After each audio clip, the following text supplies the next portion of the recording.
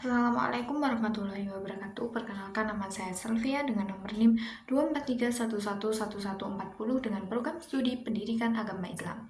Di sini saya akan menjawab pertanyaan untuk memenuhi tugas ujian akhir semester saya.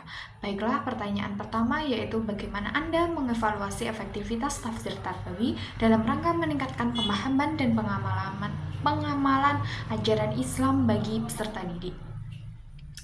Jawabannya, evaluasi efektivitas pembelajaran tafsir Tarbawi merupakan langkah penting untuk mengetahui sejauh mana pemahaman dan pengamalan ajaran Islam dapat tercapai secara optimal pada diri peserta didik. Evaluasi ini dapat dilakukan melalui 3 aspek, yaitu kognitif atau pengetahuan, afektif atau sikap, dan psikomotorik atau pengalaman.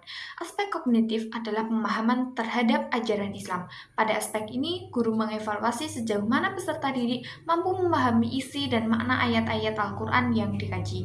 Indikator keberhasilannya antara lain, peserta didik dapat menjelaskan makna lafziah maupun kontekstual dari suatu ayat, mampu menghubungkan ayat yang dipelajari dengan persoalan kehidupan sehari-hari, menunjukkan kemampuan analitis terhadap nilai-nilai tarbawi yang terkandung dalam ayat, seperti nilai kejujuran, tanggung jawab, dan keadilan.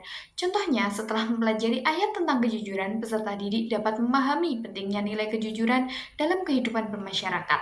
Yang kedua yaitu aspek afektif, yaitu sikap dan internalisasi nilai. Aspek ini berkaitan dengan perubahan sikap dan karakter pada peserta didik setelah mempelajari ayat-ayat Al-Quran melalui pendekatan tarbawi. Evaluasi yang dilakukan dengan cara observasi langsung terhadap perilaku peserta didik di lingkungan sekolah maupun rumah, kegiatan refleksi tertulis yang menunjukkan pemahaman dan perasaan terhadap nilai-nilai dalam ayat, dan diskusi kelompok atau wawancara untuk mengetahui sejauh mana peserta didik telah menginternalisasi nilai-nilai tersebut. Sebagai contoh, setelah mengkaji ayat tentang kepedulian sosial, peserta didik menunjukkan sikap lebih peduli terhadap teman yang membutuhkan bantuan.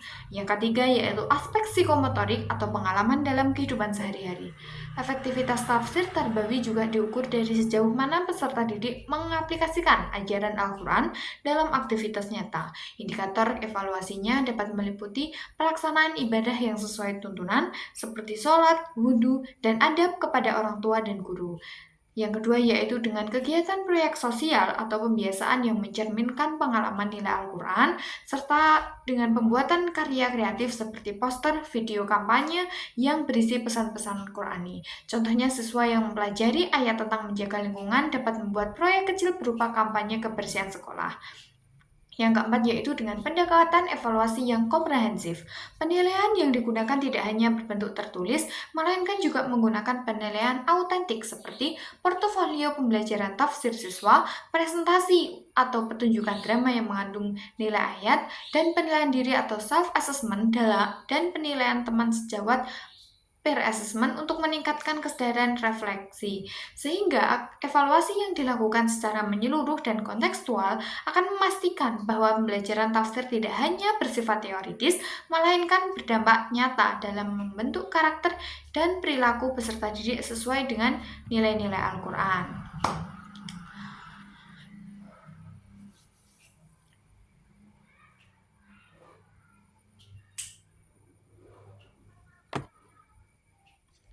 Memasuki pertanyaan yang kedua, yaitu apa saja tantangan dan peluang dalam pemanfaatan teknologi digital untuk pembelajaran tafsir Tarbawi. Jelaskan bagaimana teknologi tersebut dapat diaplikasikan secara optimal dalam proses pembelajaran. Jawabannya, pemanfaatan teknologi digital dalam pembelajaran tafsir Tarbawi merupakan bagian dari perkembangan metode pendidikan yang semakin dinamis. Teknologi hadir sebagai alat bantu yang sangat potensial dalam meningkatkan pemahaman peserta didik terhadap isi kandungan Al-Quran secara lebih interaktif dan kontekstual.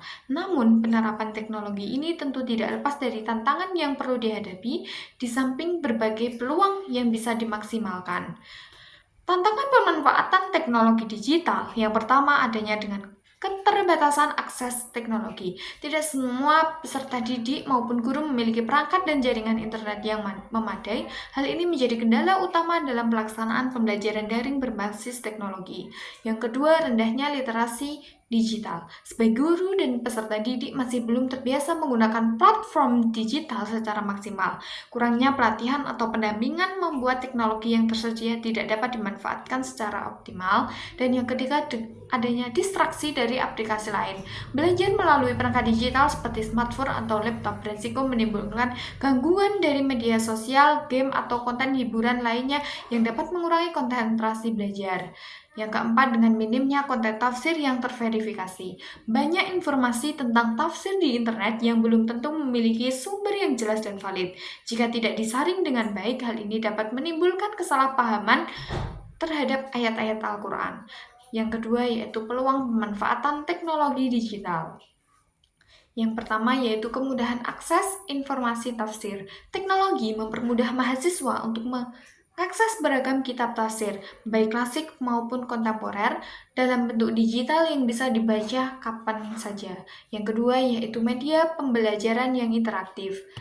Pembelajaran menjadi lebih menarik dengan adanya video, animasi, audio tafsir, dan infografik yang memudahkan pemahaman terhadap makna ayat secara visual. Yang ketiga yaitu dengan pembelajaran kolaboratif. Teknologi memungkinkan adanya diskusi interaktif baik melalui forum online maupun video conference sehingga peserta didik lebih aktif dan terlibat dalam memahami kandungan tafsir.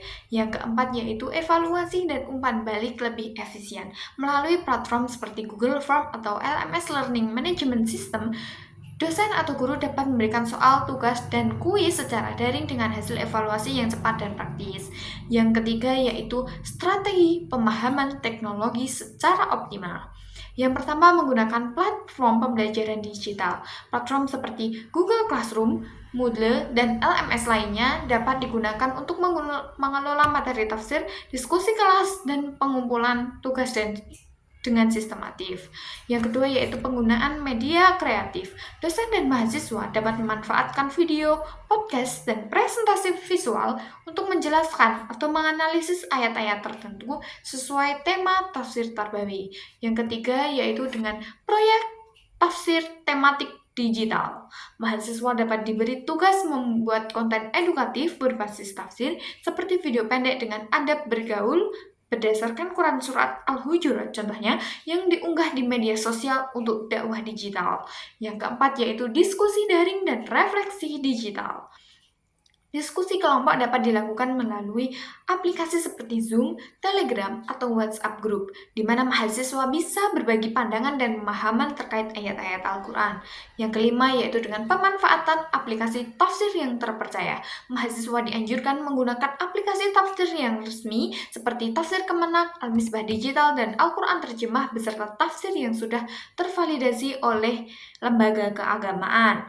Kesimpulannya dari pertanyaan nomor 2 yaitu teknologi digital memberikan banyak peluang untuk mengembangkan pembelajaran tafsir Tarbawi yang lebih menarik, interaktif, dan relevan dengan kehidupan generasi saat ini. Meskipun ada beberapa tantangan dengan pendekatan yang tepat dan penggunaan yang bijak, teknologi dapat menjadi sarana yang sangat penting untuk menanamkan nilai-nilai Al-Quran dalam kehidupan mahasiswa secara nyata.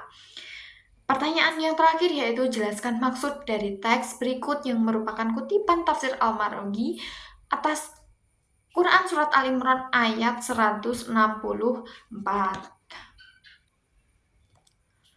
Quran Surat Al-Imran ayat 164 yang berbunyi laqad manallahu 'alal mu'minina idz ba'atsa fihim rasulan min anfusihim yatlu 'alaihim ayatihi wa yuzakkihim wa yu'allimuhumul kitaba wal hikmah wa in kanu min qablu la fi dhalalin mubin. Dan dari tafsir Al-Maraghi yaitu yang berbunyi wal khulathah inna min ahamil kitabil isyratu ila ma'rifati madahiri syarriyah wa ta'limul hikmati isyratu ila ma'rifati ilaliha wa ni manafihi wa in kanu min qablu lafi dhalalin mubin ay dhalalin min nau'i makana mawjudan qabla hadihil ba'sah fi dolalin la wuduha fihi waladiya ada min min dolali qaumi yusyrikuna minallahi wa ya'budunal asnam wa yashiruna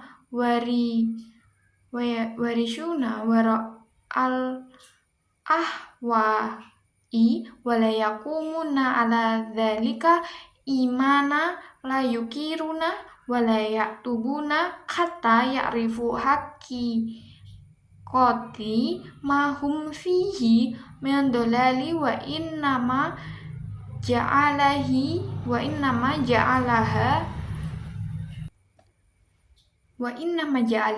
minnata likauniha waradat ba'da mihnah wa kana mauqi'uha a'doma id ana ba'tsata rasuli ja'at ba'da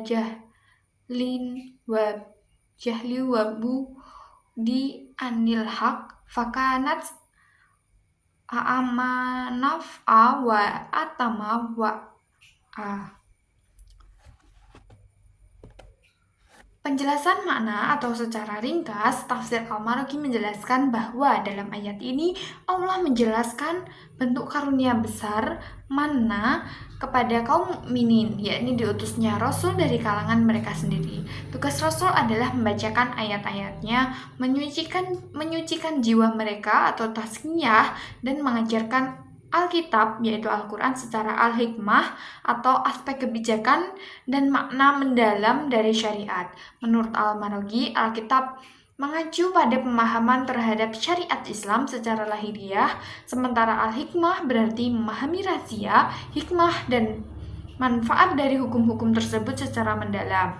Sebelum Rasul datang, manusia berada dalam kondisi dalalin mubin atau kesesatan yang nyata, yaitu bentuk kesesatan yang sangat parah, menyembah berhala, mengikuti hawa nafsu, tanpa kejelasan iman maupun petunjuk yang benar.